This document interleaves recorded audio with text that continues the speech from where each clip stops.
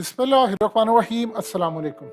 हमें तो पूरे वेस्ट के मीडिया ने यूएस ने ये बात बताई थी कि जी रूस ये जंग हार रहा है। पूरे मीडिया पर आपने प्रोपेगेट किया वो जी जंग हार है, वो आज फतह हुआ, वो इतना नुकसान हुआ, इतने रॉकेट मारे, रूसी फौजी मर गए, उनके जहाज तबाह, S-400 तबाह, S-300 तबाह, जीत ली जंग।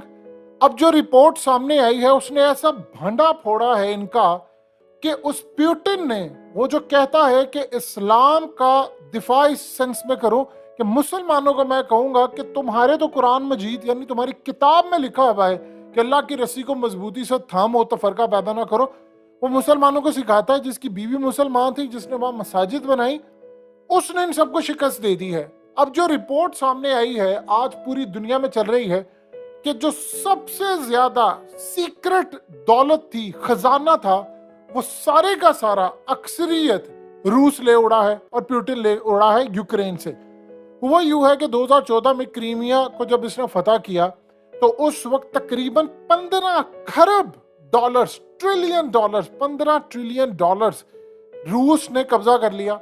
और इस वक्त रूस ने काम ये किया है कि यूक्रेन से, अब जानते हैं ये जो असल में खित्ता है, ये खास तौर पर रूस का यानी जो पुराना सोवियत यूनियन था, इसमें तेल, गैस, कोयला, नमक, इवन के जो यूरेनियम है, सोना है, ग्रेनाइट है, लिथियम है और बहुत सारी चीजें हैं, यानी रेयर अर्थ मिनरल से लेकर तमाम चीजें, वो सारी की सारी इस खित्ते में है। और ये आगे से खित्ता होता होता ईरान तक जाता है, फिर पाकिस्तान तक जाता है। पाकिस्तान की जो बलूचिस्तान की जमीन है, वह इतना सोना है, इतने जखायर हैं, रेयर अर्थ मिनरल्स हैं कि दुनिया की जो फ्यूचर की टेक्नोलॉजी है उसके तमाम जखायर है, लेकिन हमारी तो इतनी औकात ही नहीं है कि हम निकाल सकें। ईरान की जमीन हमारे साथ लगती है, वही की जमीन थी, वो तेल निकाल रहा है, हम नहीं निकाल सकते। लेकिन आपको बताने का मकसद ये, इस खित्ते के पास क्या कुछ है। अब हुआ क्या है, हुआ यूं है कि यूक्रेन का जो जितने तकरीबन समझ लीजिए 60 से 70% इलाके जो यूक्रेन के थे, जहां पर ये पोशीदा दौलत छुपी थी, रूस ने उन सबको फतह कर लिया है। और अब सूरत हाल ये पैदा हुई है कि रूस ने तकरीबन, आप ये समझ ले, 200 साल तक का, यानी अगर वो 200 साल कोई काम ना करे तो उनके पास इतनी दौलत जमा हो गई है कि वो 200 साल भी इस खित्ते के अंदर अगर कोई काम ना करे तो वो रह सकते हैं। यानी बिजली पैदा करनी हो, कुछ भी पैदा करना हो, तमाम की तमाम चीजें। अमेरिका का क्या प्लान था? अमेरिका का प्लान था कि हम यहाँ पर जंग करेंगे, रूस को हम छोड़ेंगे नहीं, इन जखायर को ऐसे से हम लेकर जाएंगे, कब्जा करेंगे और उसके बाद तेल यहां से लेंगे और सारी दुनिया में करेंगे। रूस के पास इतने जखायर आ चुके हैं, इतने जखायर आ चुके हैं कि अगर वो अमेरिका की कंपनीज को बैंकरप्ट करना चाहे, ये तेल वाली जितनी कंपनीज है, असल में जितनी तेल की कंपनीज है, इनको 60 से 65 डॉलर बैरल कॉस्ट पड़ती है अमेरिका से तेल निकालने पर। तो आप ये सोचिए कि अगर 10-20 डॉलर बैरल पर वो ले आता है, उसके पास इतना तेल हम मार्केट में फेंक दे तो तितर बितर हो जाए, सारी अमेरिका की कंपनी जो है वो 15 दिन में बैंकरप्ट हो सकती हैं। जाहिर सी बात, आप कितनी देर तक आप 60-65 डॉलर निकालें, आपकी जो कॉस्ट और मार्केट में आप 10-12 डॉलर का बेचें, वो तो जाहिर सी बात है पूरी दुनिया के अंदर सऊदी अरब का स्टेक है, यूएई का है, रशिया का अपना स्टेक है, तो इसलिए वो काम नहीं करता, वरना उनके पास करने के लिए बहुत कुछ है।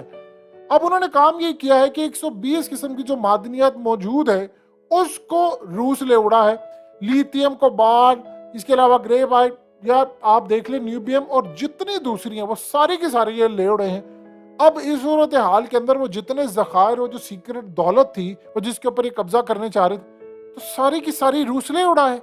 ये तो हमें बता रहे थे कि जी वो पोशीदा जो दौलत है, वो जी हम बस उसको बचाने में कामयाब हो गए हैं, वो जी फलाना हो गया, ये हो गया। तो अब आप कहां पर खड़े हैं, बताए ना जरा कौम को।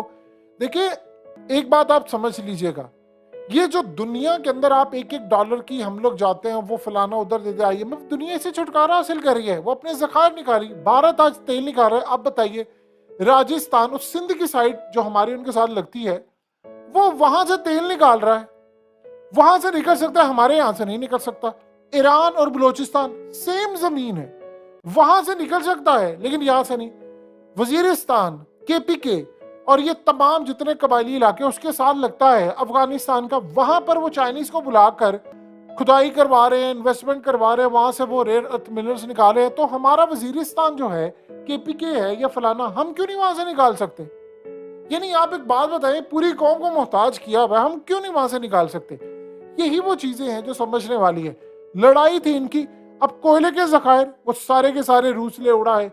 इन्होंने हमें बताया था कि जी कोयले के जखायर पर तो हमने रूस की निगाह नहीं पड़ने दी। 80% कोयले के जखायर पर इस वक्त रूस का कब्जा हो चुका है। यूक्रेन के उन्होंने फतह कर लिए हैं। लोहा वो लेकर उड़ गए हैं। उसके अलावा सोना, नमक, इसके अलावा दीगर कीमती लिथियम की जो सूरत हाल है, जो सबसे ज्यादा ये आपकी जो टेक्नोलॉजी एडवांस हो रही है, ये जितनी मिसाल के तौर पर पुराने दौर के अंदर फ्लॉपी डिस्क थी, उससे पहले बड़ी बड़ी ड्राइव थी, आज तो आपकी जो टेराबाइट्स है वो तो नजर ही नहीं आपको आती, इतनी छोटे लेवल पे हो गई। वो किस तरह हो रहा है?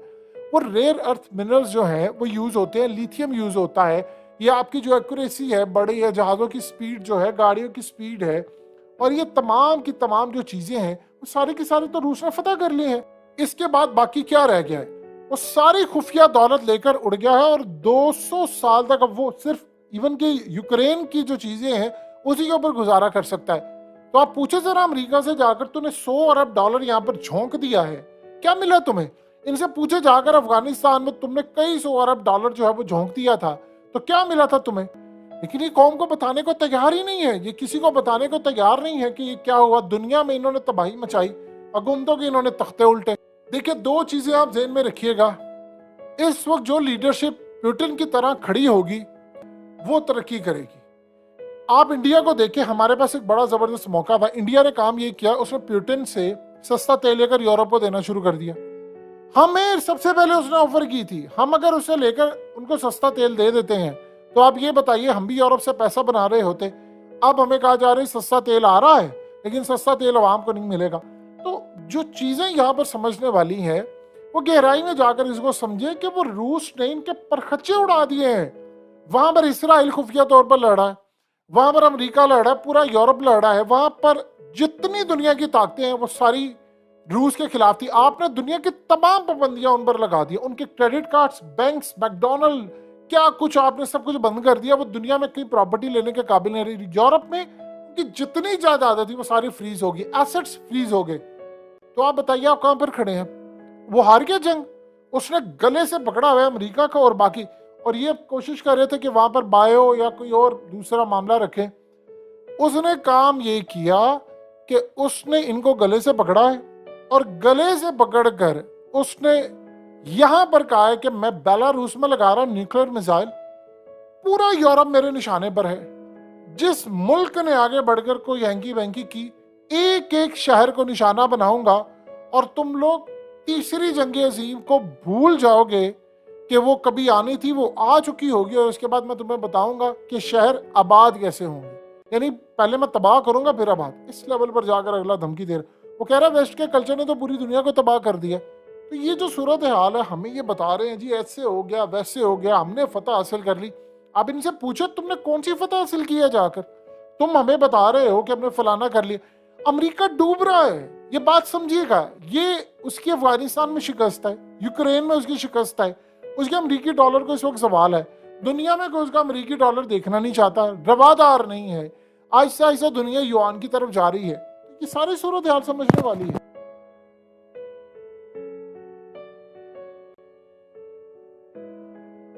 हकीकत टीवी को सब्सक्राइब करना मत भूलें, वीडियो को लाइक करें, शेयर करें, और कमेंट सेक्शन में अपनी राय का इजहार जरूर करें।